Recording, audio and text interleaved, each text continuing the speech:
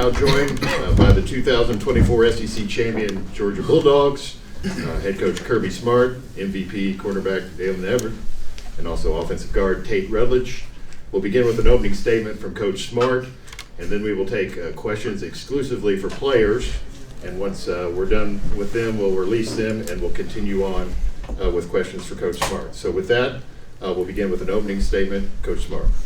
Yeah, I'll start like I traditionally do. This is an unbelievable event, venue, the SEC Championship. We've told our players it's just incredible in terms of the atmosphere, the opponent you play. I mean, typically for us, it's been a play-in or play-out game. I just have a lot of respect for this conference. The university's in it. Greg Sankey, our president, President Moorhead, Josh Brooks. The support they've given us has given us an opportunity to be at the point we are right now.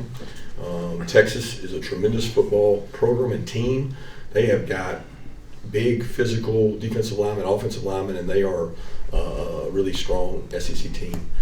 But our team never quit tonight. I'm really proud of them. I thought our fan base helped us. So I'm really proud of the win. Thank you, Coach. A reminder, no video in the room. We'll have video back there. If you have a question for one of the players, please raise your hand. Give your name and affiliation. And Katie and Catherine. Again, questions for players only right now. So come up here. We'll start here in the front row. David Haskell with Chattanooga. Tate, can you just talk about Gunner's performance and what he meant? And did he give just kind of a energized lift when he was in there, especially that first drive in the third quarter? Yeah, I think Gunner did a great job stepping up like he had to. And him coming in the game, I think, made everybody realize that this is the new juice we got to come out of the second half with, and I think everybody did a great job with that. Okay, we'll go over to our right.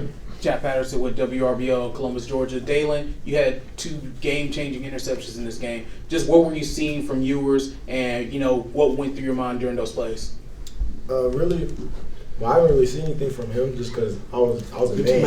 I was a man, so I was looking at my guy. Really, just playing the man, just getting in a position to make that play is a great feeling. But I couldn't do it without any of my teammates or any of my coaches. So. Okay, we're going to go right here, Jim.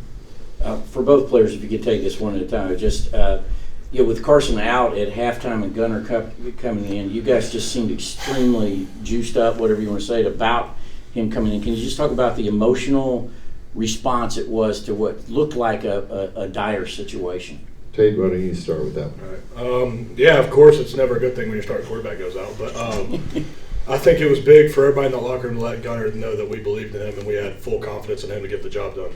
David? Really, just he did a great job stepping up. Kind of talked to him before we went on the field, just telling him, we all got your back. Like, don't be nervous. Like, you got this. And he did a great job stepping up. Okay, we'll go right in front. Yeah, Connor Riley, Dog Nation. Tate, Trevor, 94 rushing yards, 2 touchdowns, game winner right there. He didn't play the last 3 games. What do you guys do over the course of the game to sort of open up the holes for him and allow him to have the performance that he had tonight? Kind of just talk to him about what we're seeing, how the linebackers are playing, how they're playing up front, the combos and stuff like that, and then just keeping them confident and trusting us and knowing that eventually one's going to spit. Okay, again, questions for players. Raise your hand. We'll go over to David. Okay. Other questions for players? We'll go back up here to the front. On front of me. Take one more on the drama at quarterback. Everybody thought that was the last we were going to see with Beck. For him to come back on the field for that last snap, what was that like in that huddle? I didn't really notice until I turned around and heard his voice giving the play call because I was trying to see what front they were in. But I think when we got the play and everybody saw it was Carson, it was pretty juiced up in that huddle, and then ended up being the play that won it. Okay, we'll go back up here. Got a couple more in the front. Let's start right over here. Yeah, with you guys potentially earning the bye in the college football playoff, just how much do you guys need that rest, and how much do you think that extra game off will potentially help you guys given the season you've had? David, go ahead and start with that. I think it's good. We get a chance to go back, see, to continue to get better and recover and take care of our bodies and stuff like that. So. Tate? Yeah, I think anybody at this point in the season could use some time off, and I think that's used just to get back and work on ourselves and try to get healthier. Okay, we'll go right in front of me. Just given where college football is now, and this can be for either one of y'all, what kind of meant more, winning the conference championship or positioning yourselves now the way y'all have in the playoff? I wanted to win the conference. That was something I came back for. I hated the way it felt after last year, so coming back and winning this is one of my goals. Yeah, it was definitely big. We weren't really thinking about the future. We were just worried about winning the conference, like Tate said. So I was a part of the team last year that we came up short. So this one, it was a little more personal this time. It will go to our right in the back side of the room. Questions for Dalen. Donald Suggs, the Atlanta Voice. I wanted to ask you if you ever thought that you'd ever be the SEC championship game MVP.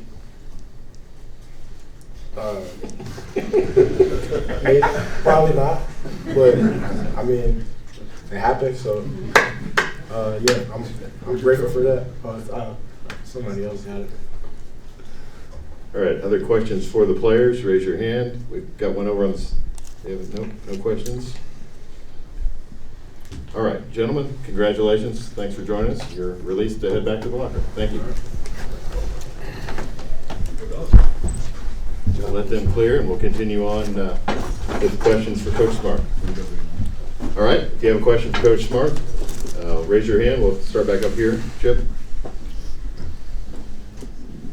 Coach, I feel like I have a million questions for you on that last sequence, but if you could just shed some light on what happened there. The gunner came out, I'm assuming, because the target was overturned, and then can you just talk about the craziness of that situation? First the call, then having to turn back to Beck, and was there any question about what y'all were going to do in that instant that had to be decided quick? No, I can't remember what game it was this year. We had a targeting somewhere where a helmet came off, and the officials came over and told us that the kid could stay in if it was confirmed targeting, and he had to come out if it wasn't. And so it immediately came to my mind when it happened with Gunner. I just assumed he'd be able to stay in because I thought it was going to be targeting. Then I saw the replay and realized he led with his shoulder, and we were going to have to take a snap with another quarterback, which we were prepared to put Ryan in, Puglisi, and he knows the system, he knows what to do. But we felt like one of the offensive coaches said, "Carson can take a snap. It's not an issue." So we did that, and I thought Mike and them had a good plan, really good plan on that play, and executed it. And it was a really physical play, and it's a good quick decision because we had already burned our time out on defense. So we wanted to be efficient and not run down the play clock. Which we'll go over to our right on the aisle. Kirby, how do you feel about the place of conference championship games in the 12-team playoff era, and the idea that your team and Texas's team are taking on 60 more minutes of wear and tear while everybody else in the conference is at home? I don't know what to say about that. I mean, you play football to play the game. Like you play football to win your conference. You're asking the wrong person about that because I have almost the same number of national championships as I do SEC championships, and I've had years I won the SEC that I didn't win the Natty, and then years I won the Natty that I didn't win the SEC. So it's they're really hard to come by, and I don't know. I think it's going to be interesting the direction of college football because I hate to say it, but I didn't think early in the pregame that the game had the same juice. They didn't think it had the same atmosphere that I've seen it have before. Now, once the game started, and I don't know if that's because more Georgia fans know where to tailgate and they're hanging out outside because they've been here for 7 straight years and they just hang out till the end. So the atmosphere improved, but it wasn't as electric early. And I think the game made it more electric because it was a great game. And the games that have been played in this venue for the conference championship are incredible. So for people to devalue that over a playoff, I just don't see it that way. I value SEC championships. I hold them in high esteem because the work it requires to do that is incredible. Okay, we'll go over to our right, Coach. Over to our right side. Jack Patterson with WRBI, the Columbus coach. You've talked time and time again this season about the resiliency of your team, the willingness to never give up. Once again, it was on display tonight. Just what is it about this team that just never gives up even when the circumstances seem to be dire? Yeah, I think Mike said it best when I was talking about our team. I said, man, we're beat up, we're really tired. And I was talking to our staff this week about how to practice, and this week was just absolutely absurd for Sark and I because we're trying to sign a signing class in the middle of a championship game week, which is one of the craziest things ever. And Mike said, we're mentally fatigued, but we're one of the toughest mentally tough teams that we've ever coached. I've had more physically tough. I've had more physically talented. But I don't know that I've ever had a more mentally tough team. They just keep coming, and they never say die. And I have a lot of respect for the leaders in that room because of what they've been through. Probably the hardest schedule in the history that we've ever had, and they endured it. They came out on top, and they fought their way through it. Coach, we're going to go straight in front of you, 3 rows back. Yeah, Brooks Austin with Sports Illustrated. Coach, I thought one of the biggest swings in the game was the fake punt. If you could talk me through what was going on in the headsets, what you guys saw, and what went into the call.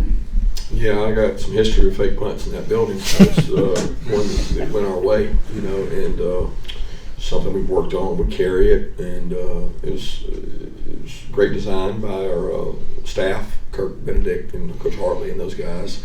And they do a lot of work on punt. We have a lot of formations on our punt, and the biggest risk was snapping it to Drew Bobo. He had to catch it and toss it. So he'll go down in history with a higher passing percentage than his father at 1-for-1. So he should be 1,000%. But I just really appreciate Arian.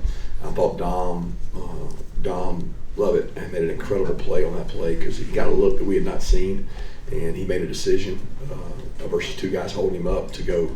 He did what we told him not to do, but he did it because he got a different look, and it freed Arian up. Smile Munden had a key block on that. Did we end up scoring on that drive or no? Field goal. Oh, yeah, field goal. Yeah. So it gave us a field goal, gave us a little momentum, a little juice, and we had lost a little momentum at that point. I think that was after they scored the touchdown. And look, it's a lot easier to call it when you think you're going to be in the playoffs. Either way. Okay, we'll go right in front here. Yeah, Carson leaves at the end of the first half there. What is the status of his injury, and do you worry at all about how that might impact him for the playoff? Yeah, he's got a upper extremity injury. We don't know to what extent. Basically, we looked at it in there, and it looked okay, but he couldn't have grip strength and throw the ball in the locker room. So it was a little bit painful for that. So we need to find out exactly what's going on and have the MRI and look into it.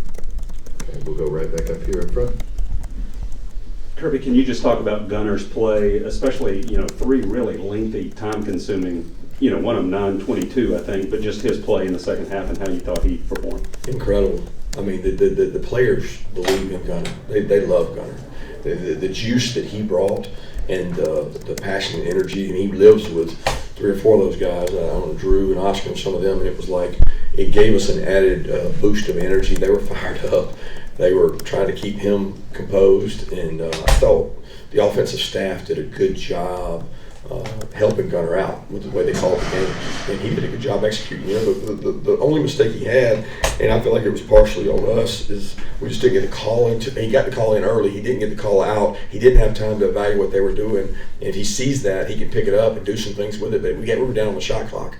And he had the third down, he throws the pick there that could have been costly. But, man, the kid played just tough as nails. I mean, and he hadn't had to play much this year. That's the hardest part is you don't get a chance to play these guys. The Florida State game is probably the most he's played.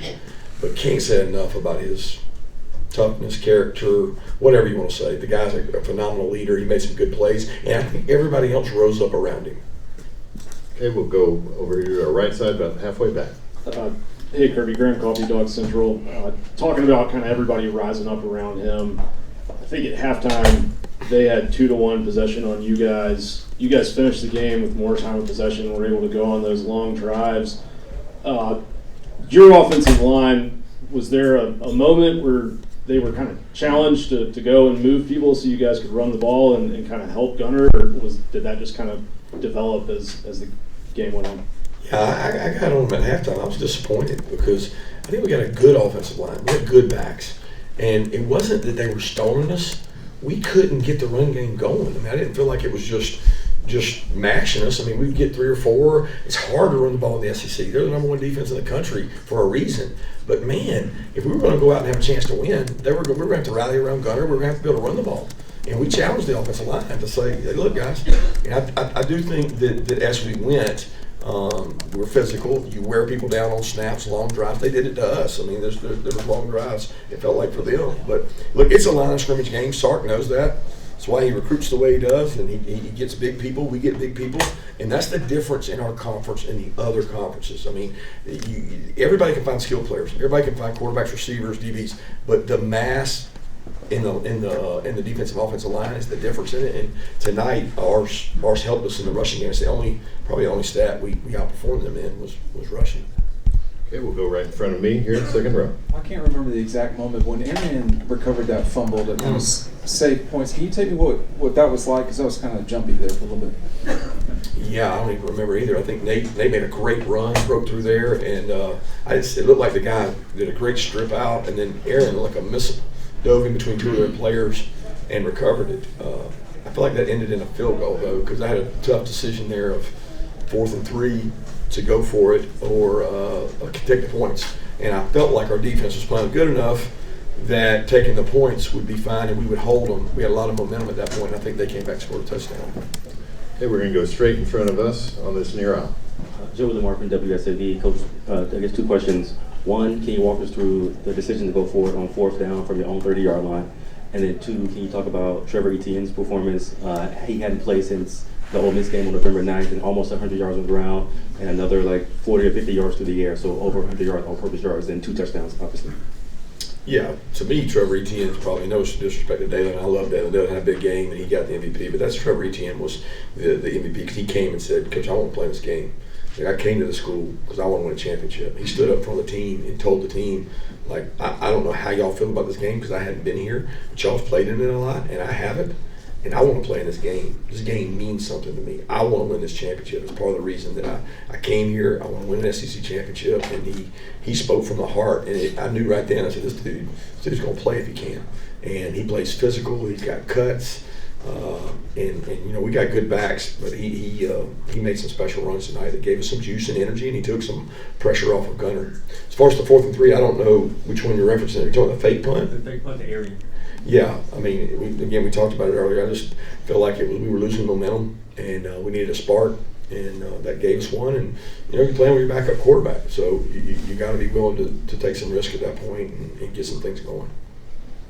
Okay, we've got another question here to our left. I may miss this, Kirby. Did Gunner sustain a concussion, or where is he at right now with that? No, I think he's fine. He was prepared to come back in the game. We won the game on the play that he was out, so he was fine. Other questions, raise your hand. Additional questions for Coach? Coach, congratulations. Best of luck in the CFP. Thank you so much.